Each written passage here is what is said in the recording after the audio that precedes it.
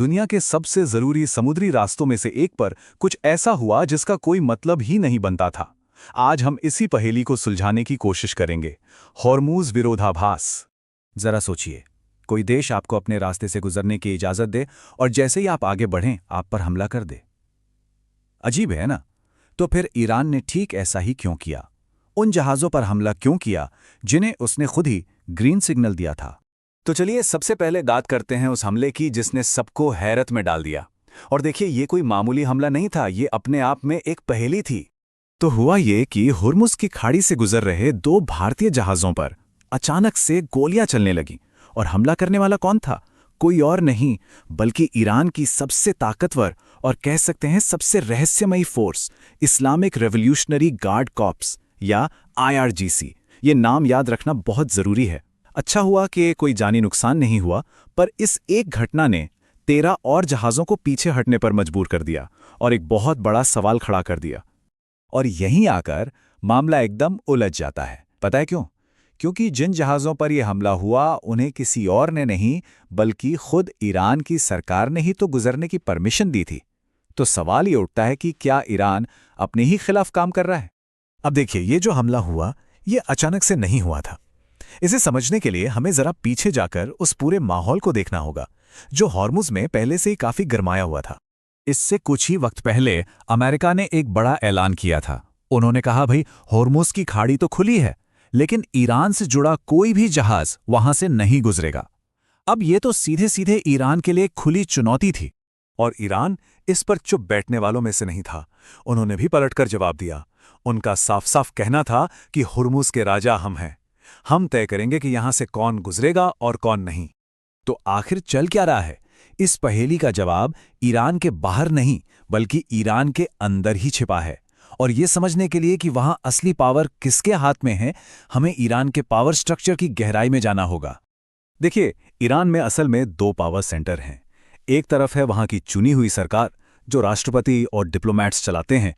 ये दुनिया के लिए ईरान का ऑफिशियल चेहरा है। और हां, इसी सरकार ने जहाज़ों को गुजरने की इजाज़त दी थी।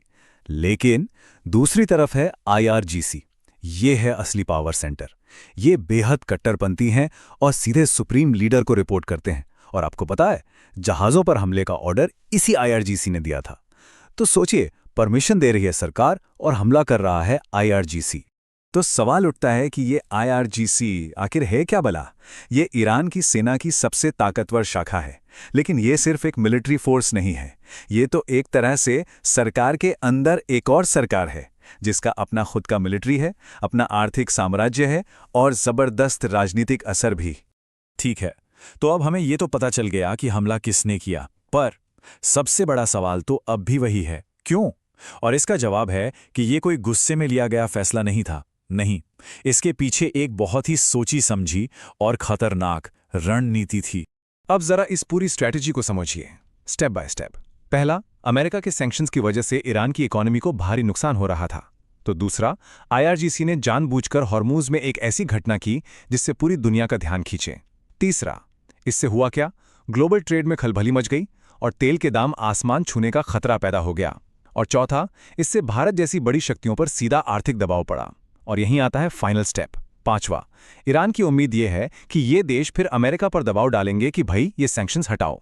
तो साफ है, ये कोई गलती नहीं थी, ये एक स्ट्रैटेजिक सिग्नल था, एक तरह का ऐलान।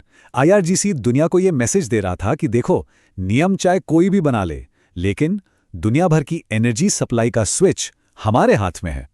तो इस जियोपॉलिटिकल शतरंज की बिसात पर जो ये चाल चली गई, उसका असर क्या हुआ? और खासतौर पर भारत जैसे देश के लिए, जिसके लिए ये रास्ता बहुत मायने रखता है, इसका क्या मतलब था? जरा इस नंबर पर गौर कीजिए।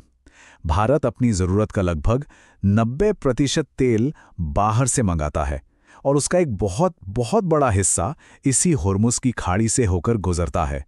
तो जाहिर सी बात है, वहां जरा सी भी गड़बड़ी का सीधा असर भारत की इकोनॉमी पर पड़ता है। इस घटना के बाद भारत ने भी फौरन एक्शन लिया। हमले के ठीक अगले दिन नई दिल्ली में ईरान के एम्बेसडर को तलब किया गया, यानी बुलाया गया, और उनसे करीब 25 मिनट तक बात हुई। इसके बाद भारत ने साफ तौर पर अपने जहाज़ों की सेफ्टी की मांग की। और आपको बता दें, किसी एम्बेसडर को इस तरह बुलाना डिप्लोमेसी में एक बहुत ही सीरियस स्टेप माना जाता है। तो आखिर में ये पूरी कहानी हमें एक बहुत बड़े और मुश्किल सवाल के साथ छोड़ जाती है। जब एक ही देश के अंदर एक तरफ सरकार परमिशन दे रही हो और दूसरी तरफ उसकी सबसे ताकतवर फोर्स हमला कर रही हो, तो असली कंट्रोल आखिर किसके हाथ में है? ये सवाल ही बताता है कि इंटरनेशनल पॉलिटिक्स कितनी ज्यादा उलझी हुई हो सकती है।